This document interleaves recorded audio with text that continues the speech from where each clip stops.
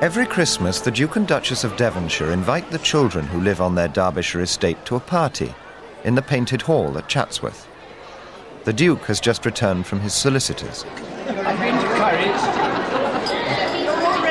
and all Curry's say to me is, well, really, by and large, it hasn't been too bad. Not really too bad. You've done certain things that are quite good for the estate.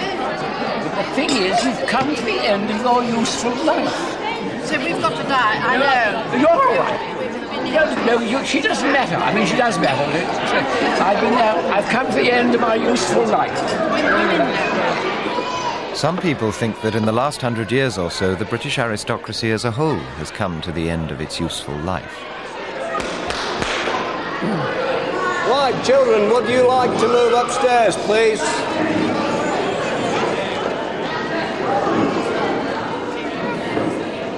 Dukes are the most senior rank in the British peerage, and Devonshire is one of the great dukedoms.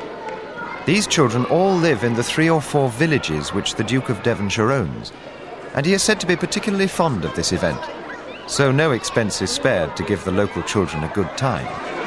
I'm going to tickle you. Shall I tickle him, boys and girls?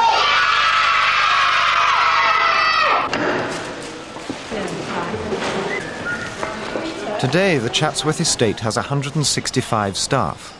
There are 12 departments dealing with everything from the rented properties and the art collection to the restaurant, the farm, and their Grace's personal staff, including seamstress, butler, and private secretary.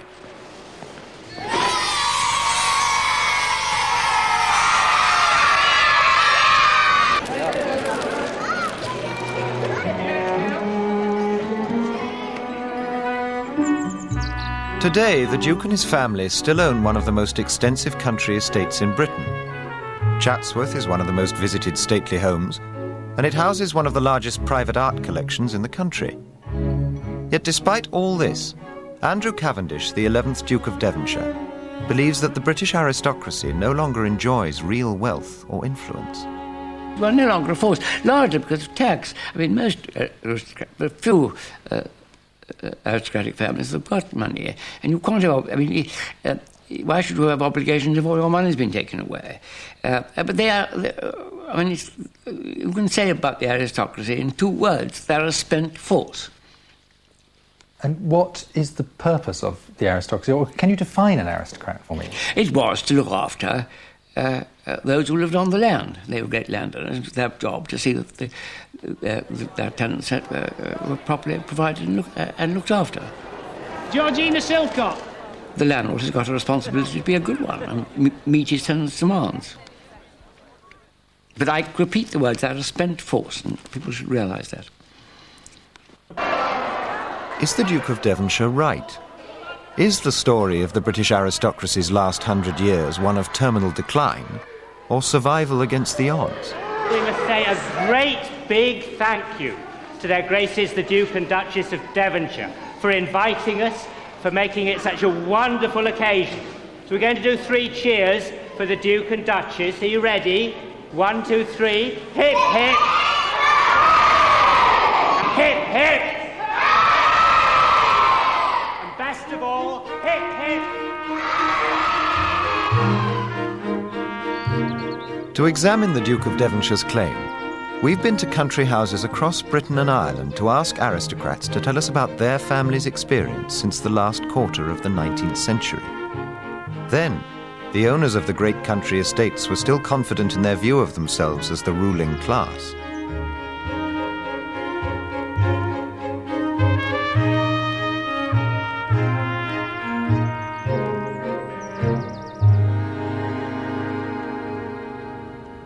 In 1893, the members of the House of Lords had themselves painted at work in the Palace of Westminster. The 2 paintings, which still hang just off the Peers' lobby, show the government and opposition benches in the House of Lords, an image of the late 19th century peerage, a class on the brink of losing its power. There were about 560 peers sitting then. They were divided into 5 ranks, with 27 dukes at the top, followed by marquesses, earls, viscounts, and barons. The basis of their power was land. Altogether, the aristocracy owned about 4/5 of the entire country. Among the top landowners were the Dukes of Westminster, Buccleuch, Bedford and Northumberland. These major grandees each owned houses and estates in several counties. One of the wealthiest of all was the Duke of Devonshire at Chatsworth. His 200,000 acres were spread across 14 different counties. Chatsworth in Derbyshire, the so-called Palace of the Peaks, was one of 7 great houses he owned. There's a fascinating house at Bolton Abbey where they used to go in August, and Hardwick Hall near here, which is the most staggering Elizabethan house you've ever seen in your life. It's where they used to go in October. And then they had a house called Compton Place at Eastbourne, which is also beautiful in a different sort of way, where they went in the summer, earlier summer. And then they went to Lismore Castle in Ireland in January, February and March. So they were forever packing. But of course their journeys were ruled by the House of Commons and the House of Lords. The 8th Duke had to wait until he was 58 to succeed to the dukedom. So for most of his long political career he sat in the House of Commons and was known as Lord Hartington, or Hearty-Tarty for short. A classic aristocrat, he was as keen on fishing and horse racing as he was on politics. Hartington was the last of the great Whig politicians, a liberal aristocrat who supported gradual reform and was believed to be above self-interest. I think he was typical, very typical, in that he had, in spite of whatever his peculiar his private life, he had a great sense of public duty. I mean, I think he really was entirely motivated in his political career by a sense of duty. I don't think he was ambitious. Isn't he wonderful? Can't you see? When he was asked in the cabinet, should we do this or that, he used to have long silence, and he used to say, far better not. I should think that people could learn from him now, don't you think? Hartington actually refused Queen Victoria's offer to be Prime Minister on 3 occasions.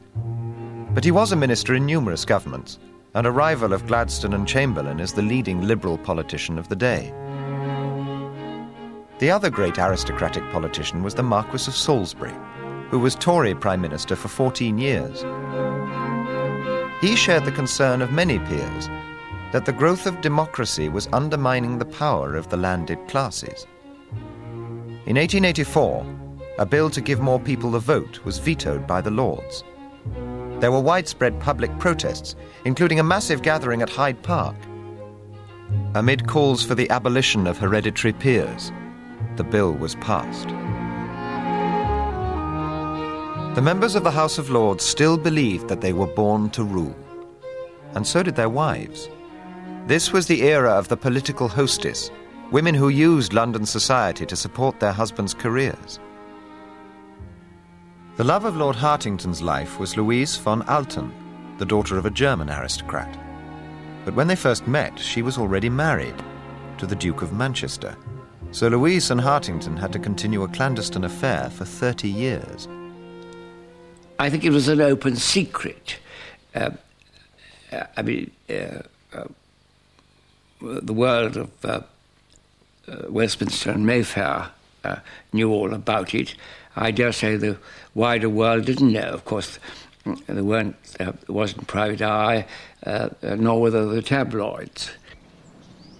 When they finally married and took up residence at Chatsworth, the double Duchess, as she was then known, ushered in a new era at the house. The great dining room became the scene for some spectacular entertaining. When she came here, she was already quite old, about 60, I suppose. She made a tremendous effect on the place because she brought people and they entertained a lot, and they gave a tremendous children's party for the estate children every Christmas. All the things that hadn't happened for years and years and years. So they really brought the house back to life. She was very keen on racing.